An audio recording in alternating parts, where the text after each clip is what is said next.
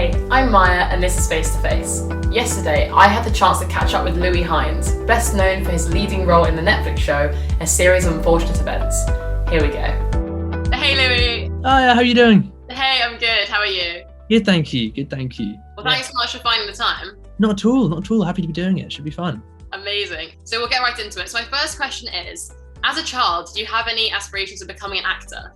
Not really, no. I mean, I've always acted for fun. I think when I was 6, my mum put me into a drama club on the weekends to build confidence and try and, I don't know, it was a good way of meeting people, I suppose. Yeah.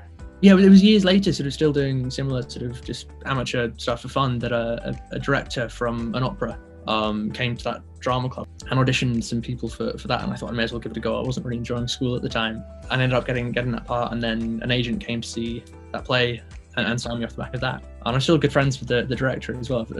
I sort of first gave me that break, so I'm going for a walk with him this weekend. So it's quite a nice sort of continued thing. That's so sweet. So how did you actually land the role of Klaus in the end then? Yeah, it was just a sort of normal audition that I gave it a go, and it was a few months later that I next heard anything from it. I assumed it had gone away.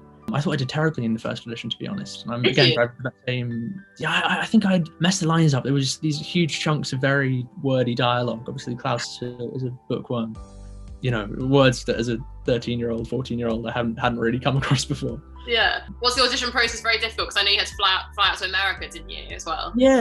So I was driving to that same drama club, and I got a call from my agent saying, Louis, just got off the phone to the people from Zero Unfortunate Events. They want you to be in LA on Tuesday for a second audition. Me having never been to America before, let alone LA or anything, travel that much for acting. So obviously I was slightly terrified, and they ended up flying out on the Thursday when we agreed on something. Wow, that's quite a whirlwind in a few days. Yeah, it was terrifying, to be honest. So what was the audition process like then, from beginning to end? Was it very long? So I mean, the first audition was probably 7 months before the second one. I was talking to the director about it a few sort of years later, and he said they sort of missed my audition the first time. We were trying to find someone and hadn't really found anyone through second, third and fourth auditions, and we're going back through the first tapes because they were quite desperate. No way! Yeah, so I almost completely luck-based. I may as well give this random English kid a go. That's so funny. That must be really weird to hear now. Yeah, no, totally. But it just worked out in my favour, and I think I was very lucky. Wow. What did you feel like when did you get a call or did you get an email you got the role?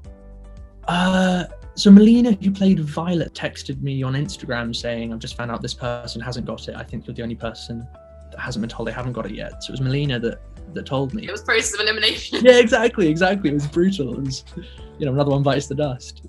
My mum's reaction when I told her was just, she could have realised I was going to be in Canada filming from the age of 14, and she'd have to try and fly out and visit me as much as she could, and just logistically it was a nightmare. So it was really phenomenally kind of her to support me through it. I feel really lucky to have that family to support me with it. Yeah, of course, I'm sure. So what was it like walking onto set for the first time then? Because I was wondering how much of it is real and how much is green screen? Most of it was built. There's very, very little green screen. Most of it was built in studios. So obviously the distance skies would be green screen, and if there were mountains in the background, there'd be green screen. But all the buildings we were in, all the sort of tables and staircases, they were all designed by Welch, who's a phenomenal production designer. Did you have to be really careful around the set? Did you ever break anything, or what was it like?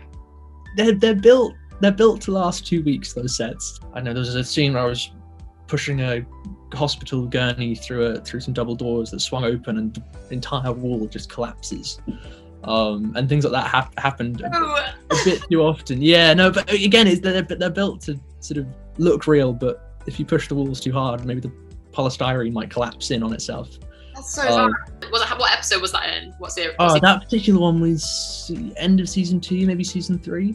Okay, so you're becoming a bit too comfortable at that point. Maybe, yeah, exactly.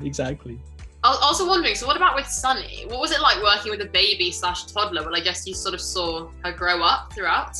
Yeah, that was really rewarding, actually, in a strange way. Obviously, I think Presley was 8 months when she started on the show and was 3 by the time we finished. And we were there for her first steps. We were there when she started talking a little bit. That's so sweet. That's so sweet. There through the terrible twos as well and all of that. Did you become close with all the cast then throughout the filming? Oh, absolutely. We were together for so long, and Melina as well was schooling at the same time. So usually you'd be on set and then head off back to a trailer if you're an adult. But when you're trying to do school at the same time, we're all sort of rushed into a school room for 20-minute blocks in between different camera setups to try and get an education. So it ended up being all day, every day together. So I ended up getting back to England 3 days before my first GCSE with having done no revision and just trying to wing it. I mean, that's pretty impressive, trying to balance 20 minutes plus filming. Well, you get used to it. It's just a different way of learning. Yeah. My attention span is terrible now, and I definitely attribute it to that. So do you have a favourite series? But I think sort of the end of season 2, where it felt like, we still had another season to go, so we weren't probably saying goodbye to anyone yet. And we sort of sunk into it a bit more. We were comfortable there and had loads of friends on set. Wow, so you took away some pretty good friendships from that as well then? Absolutely. So would you say you relate to Klaus in any way then? Do you think you share his brains? Do you think you share anything with him? I don't know. I hope I share his brains. That'd be great. He's a smart kid. I think when you're acting, the more you can relate to a character, the better, really. I don't know if I necessarily went in relating to every part of him, but it's really nice to be able to bring parts of your life into a character and try and not have to accentuate the acting side of things as much as possible. Yeah. What was it like working with such amazing actors? Obviously, Neil Patrick Harris is quite a big actor to be working with at such a young age.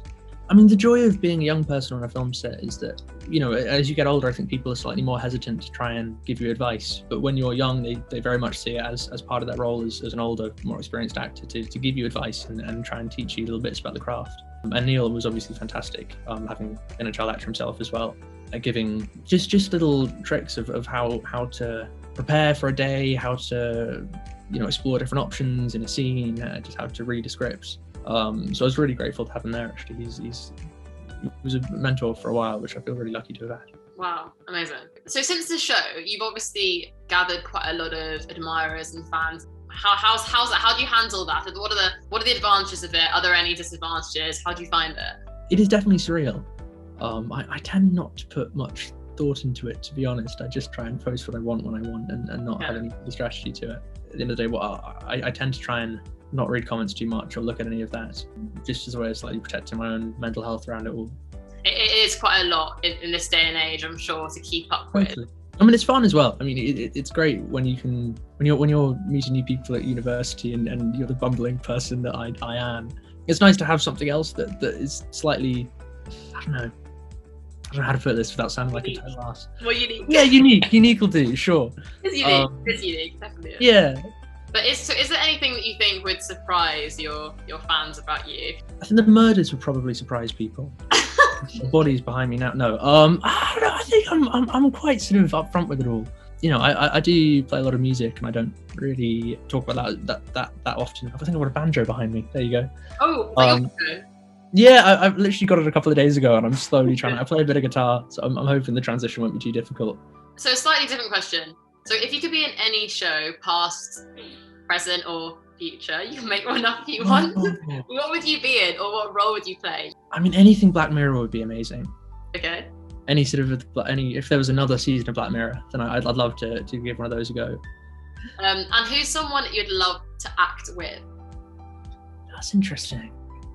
I think Sam Rockwell is absolutely masterful in what he does. So what advice would you give to other actors then? Other people who want to go into acting?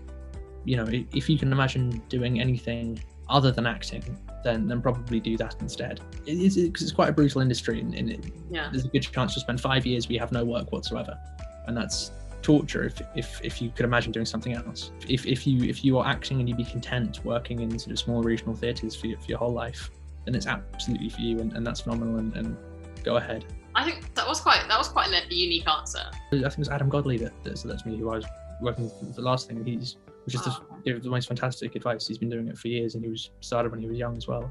So can you say what you've got in store next, or is it a secret? Sunday nights on Channel 4, The Great is out, which is the last thing I did. I'm in the next episode, and then not much after that. But that was great fun, because again, that was something around my A-levels, so it's quite a small part in the thing as a whole. But it fit really nicely around studying, which is obviously quite important to me. Yeah, of course. So thank you so much, Louis. It was so fun having a chat with you and finding out a bit more about acting in general and your time as Klaus. Thank you so much. Thanks so much for having me. It's been great fun. It's been a really good questions as well. I enjoyed it a lot. Well, thank you so much, and have a great day, and speak to you soon. Speak to you soon. Thanks, Maya. Bye. Bye.